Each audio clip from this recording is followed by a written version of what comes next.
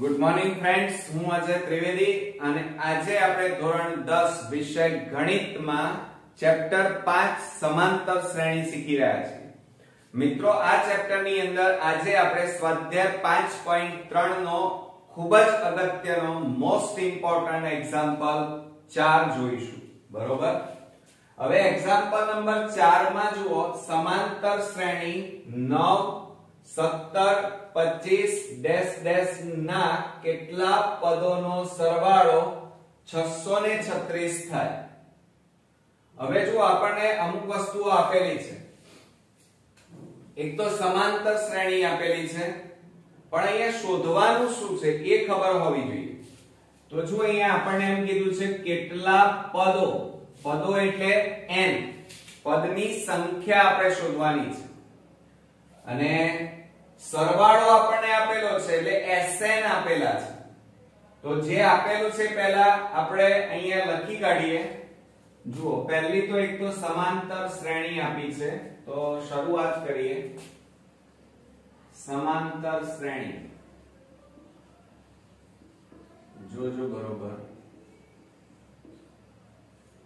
આપણને સમાંતર શ્રેણીમાં શું આપ્યું છે? 9 17 25 અને ડેશ ડેશ ડેશ આપેલા છે. હવે આપણે સૌપ્રથમ જુઓ, આ પહેલું પદ કહેવાય, a1 a2 a3 આપેલા છે. તો અહીંયા આપણે પહેલા લખી કાઢીએ. a બરાબર પ્રથમ પદ આપણું છે 9. ક્લિયર? હવે આપણે સામાન્ય તફાવત શોધી શકીએ. d બરાબર સૂત્ર શું થાય? a2 a1 બરાબર a2 એટલે 17 9 અને 17 માંથી 9 જાય તો તફાવત આવ્યો, કેટલો આવ્યો? 8. ઓકે, એટલે d પણ આપણી પાસે છે. બીજું અંતિમ પદ નથી. જુઓ, અંતિમ પદ નથી આપણી પાસે, પણ પદોનો સરવાળો એટલે Sn આપણને આપેલા છે. એટલે અહીંયા લખી કાઢીએ. Sn બરાબર 636. હવે એક વસ્તુ ધ્યાન રાખો, જ્યારે અંતિમ પદ ન હોય, Sn આપેલા હોય, તો Sn ના મોટા સૂત્રનો આપણે ઉપયોગ કરવાનો. અહીંયા આપણે શોધવાનું શું છે? કેટલા પદ, પદ એટલે n, n આપણે શોધવાના છે. તો આપણે અહીંયા સૂત્ર વાપરીએ, મોટું સૂત્ર Sn બરાબર n/2 કૌંસમાં શું થાય? 2a plus n minus 1 into d. આ સરવાળા માટેનું મોટું સૂત્ર થયું. હવે ધ્યાન રાખજો, થોડુંક આગળ જતા કોમ્પ્લિકેટેડ બનશે. હવે આમાં કિંમતો મૂકીએ. ચાલો, કે Sn એટલે કેટલા આપ્યા છે? 636 બરાબર n શોધવાના 2 2a પ્રથમ પદ 9 પ્લસ n શોધવાના અને તફાવત d, d એટલે એ પણ શોધી કાઢ્યા આપણે 8. હવે આપણે શું કરીએ? જુઓ, આ બે ભાગાકારમાં છે, બરાબરની આ બાજુ આવે એટલે ગુણાકાર. 636 ગુણ્યા 2 બરાબર n કૌંસમાં આ બે નો ગુણાકાર 9 દુ 18 પ્લસ આ 8 નો આ બંને સાથે ગુણાકાર 8 ગુણ્યા n એટલે 8n માઈનસ 8 એકા 8. હવે આપણે આ બે નો ગુણાકાર કરીએ. ચાલો, તો કેટલો થાય? 2 6 12 નો બગડો બધી પડી 1, 2 તારી 6 ને 1 7 અને 2 6 12. કેટલા આવ્યા મિત્રો? 1272 આવ્યા. કેટલા આવ્યા? એક્ચ્યુઅલી 1272 બરાબર n કૌંસમાં. હવે જુઓ અહીંયા આ 18 ઓછા 8 એ બંનેને જોડે લખીએ. 18 ઓછા 8 અને વત્તા 8n માટે 1272 બરાબર n કૌંસમાં આ બેની બાદબાકી કરો તો 10 વત્તા 8n. ક્લિયર? હવે આ n નો આ બંને સાથે ગુણાકાર કરવાનો, બરોબર?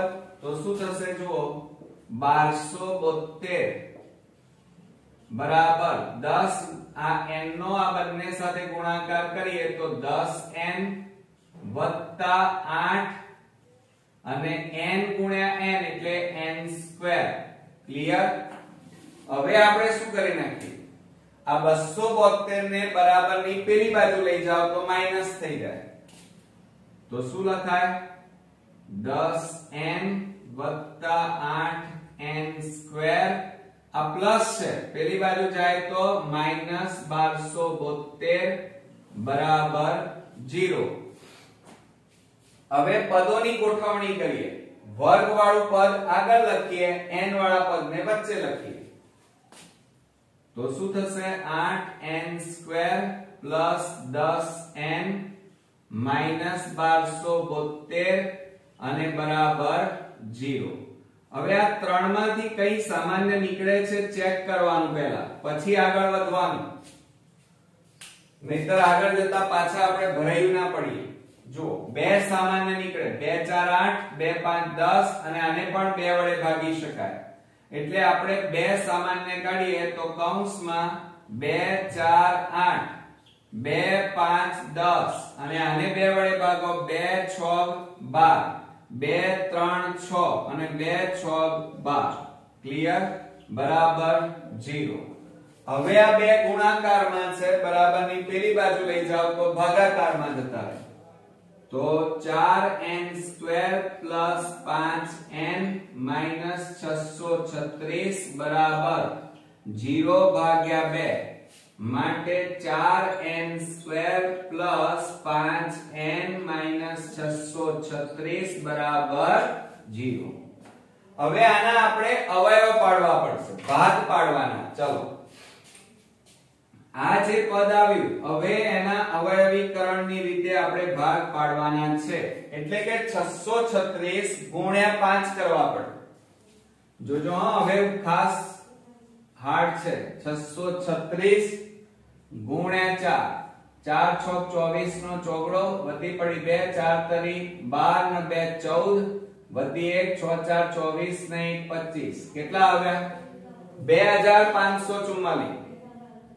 હવે આ 2544 ના એવા ભાગ પાડો કે એનો સરવાળો અથવા બાદબાકી કરીએ તો 5 આવવા જોઈએ.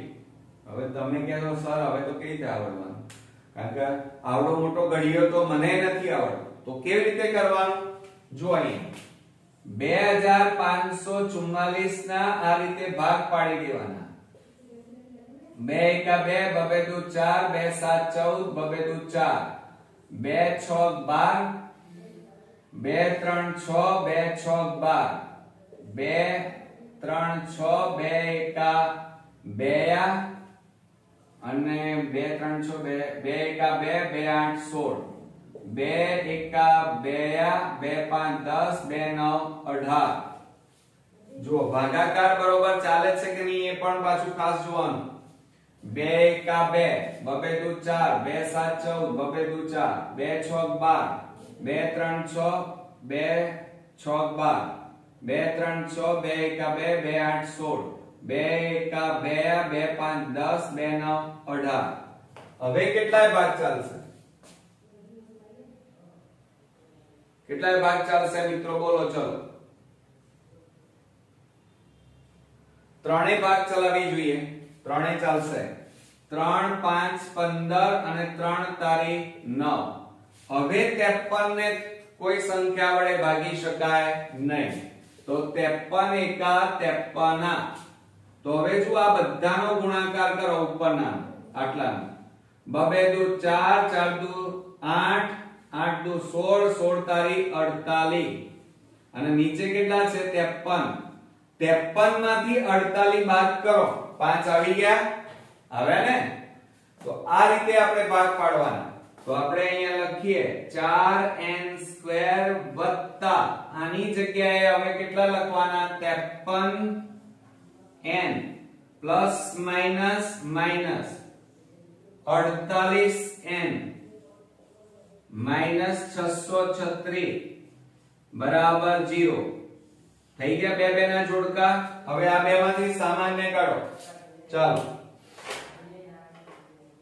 હવે આ બે માંથી કઈ સામાન્ય ન નીકળે ફક્ત n નીકળશે તો સામાન્ય કાઢીએ તો શું લખાય n સામાન્ય કાઢો તો n² માંથી એક n જાય તો 4n વત્તા 53 m ના m n તો નીકળી ગયા ઓછા ચાલો હવે અહીંયા જુઓ અહીંયા કેટલા આવ્યા 4 તો આને 4 વડે ભાગો એટલા સામાન્ય નીકળે તો 48 ને 4 વડે ભાગીએ તો કેટલા આવે 12 એટલે એનો મતલબ એ થયો કે આ 48 અને 636 માંથી 12 સામાન્ય નીકળે કેટલા નીકળે 12 તો આપણે અહીંયા લખી કાઢીએ હવે આની જરૂર નથી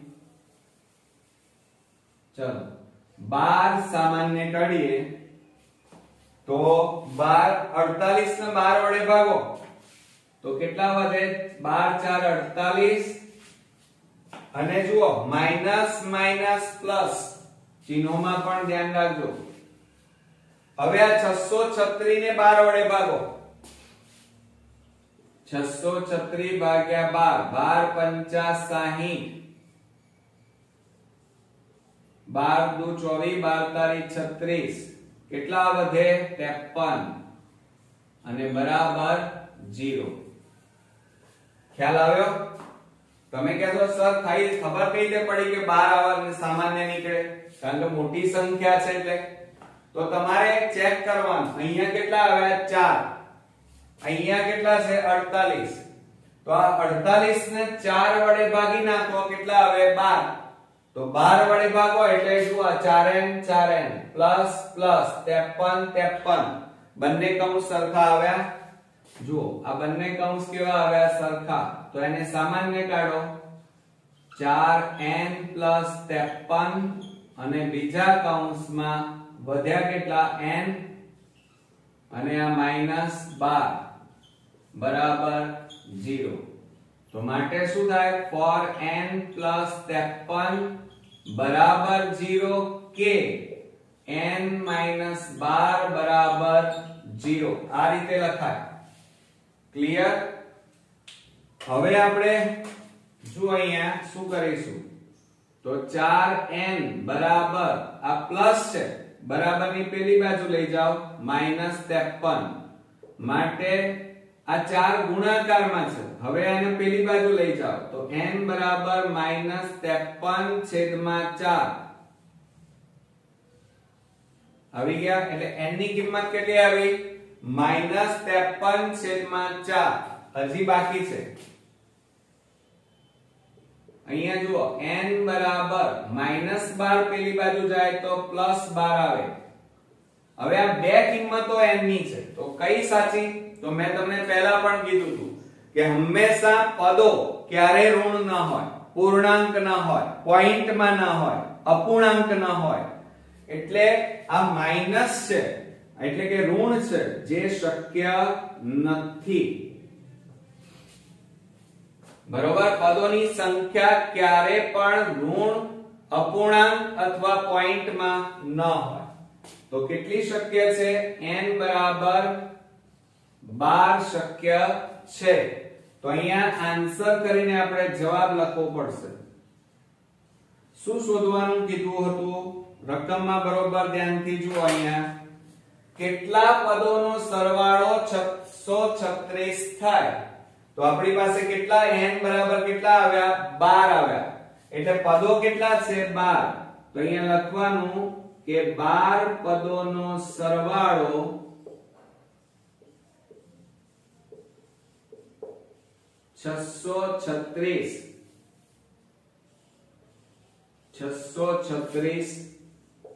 થાય આવડશે મિત્રો આમ થોડોક હાર્ડ હતો વિચારવા માટેનો પણ એક્ઝામ્પલ છે અને પ્રેક્ટિસ પણ માંગી લે એવો દાખલો છે અને આ ખૂબ જ અગત્યનો બોર્ડની એક્ઝામ માટે કારણ કે ઘણીવાર આ એક્ઝામ્પલ બોર્ડમાં પૂછાઈ ચૂકેલો છે તો મિત્રો આ એક્ઝામ્પલનો વિડિયો બરોબર છેલ્લે સુધી બે વાર જોઈ લો નોંધ કરો અને પછી આ દાખલાની જાતે પ્રેક્ટિસ કરશો તો એકદમ સરળ બની જશે અને તમને લોંગ ટાઈમ યાદ રહેશે અને બોર્ડની એક્ઝામમાં તમે સરળતાથી લખી શકશો. તો નેક્સ્ટ એક્ઝામ્પલ માટે નેક્સ્ટ વિડિયોમાં ફરી મળીએ. ત્યાં સુધી ગુડ નાઇટ મિત્રો.